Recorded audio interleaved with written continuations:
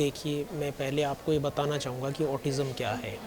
हम देखते हैं कि बहुत सारे बच्चे पैदा होते हैं और कई बच्चों के अंदर जैसे-जैसे उनका शारीरिक विकास होता है, उसी प्रकार मानसिक विकास भी होता है।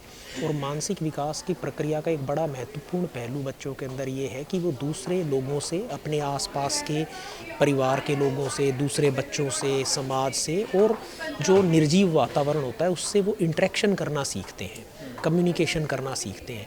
और जो ऑटिज़म की जो समस्या होती है, उसमें बच्चों का विकास थोड़ा, पंजाबी भाषा में बोले तो, वखरा हो जाता है, डिफरेंट हो जाता है।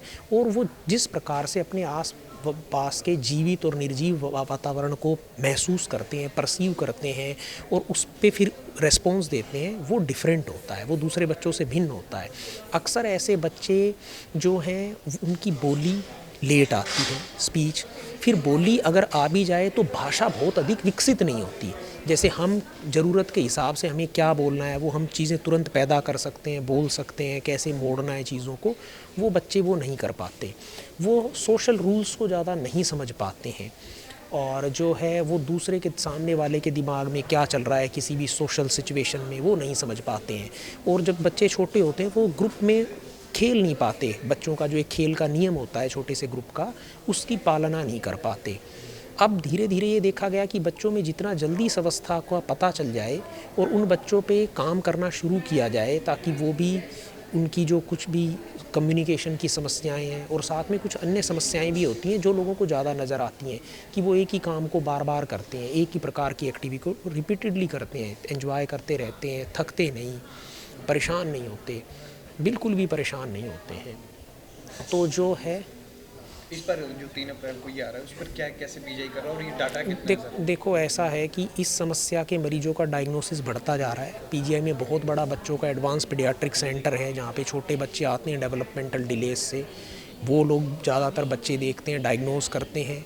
हमारे साइकेट्री विभाग में भी आते हैं, हम लोग भी देखते हैं और डायग्नोस करते हैं। तो एक मेडिकल प्रोफेशन के तौर पे हमारा काम है कि हम इन बच्चों को डायग्नोसिस दें कि उनका जो ये कारण है, उनका विकास की जो समस्या है, वो मंदबुद्धि नहीं है बल्कि ऑटिज़म है।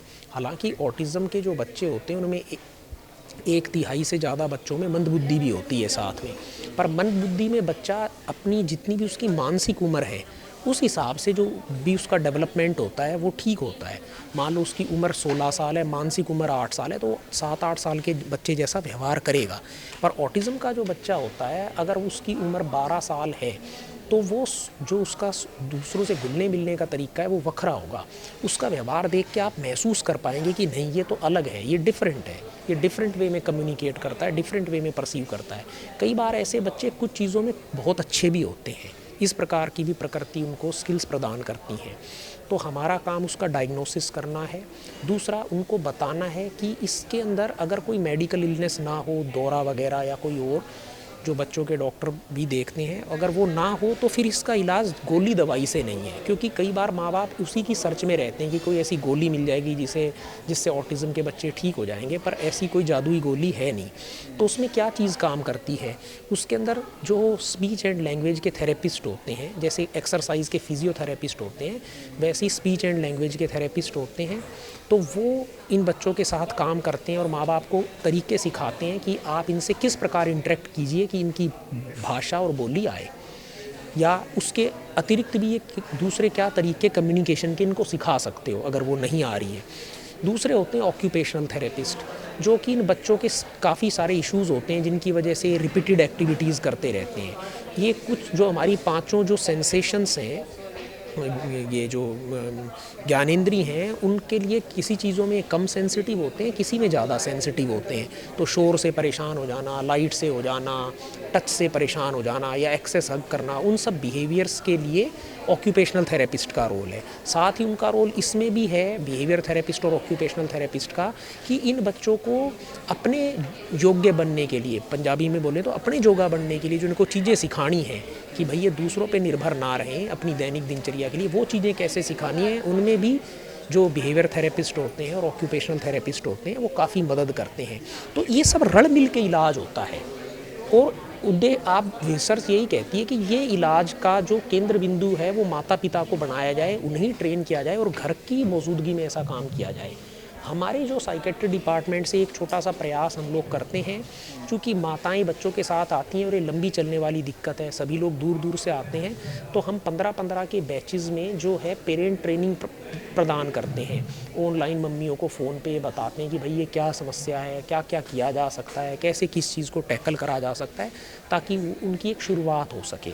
हालांकि इस मामले में अभी भी ऑक्यूपेशनल थेरेपी, अर्ली इंटरवेंशन जिसे बोलते हैं, उसकी सुविधा हमारे देश में ना के बराबर है।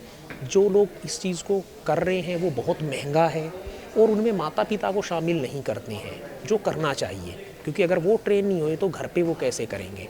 तो इसके बारे में बड़ी आवश्यकता है और अभी पीजीआई में भी इस चीज़ की कोई बहुत ज़्यादा सुविधा नहीं है अर्ली इंटरवेंशन की। हालांकि हम पेरेंट ट्रेनिंग प्रोग्राम ऑनलाइन चलाते हैं जो उनको जागरूक करने, बेसिक चीज़ों में उनको एनेबल करने के लिए है, पर हमें भी इसको अभी और आगे ले जाने की आवश्यकता है।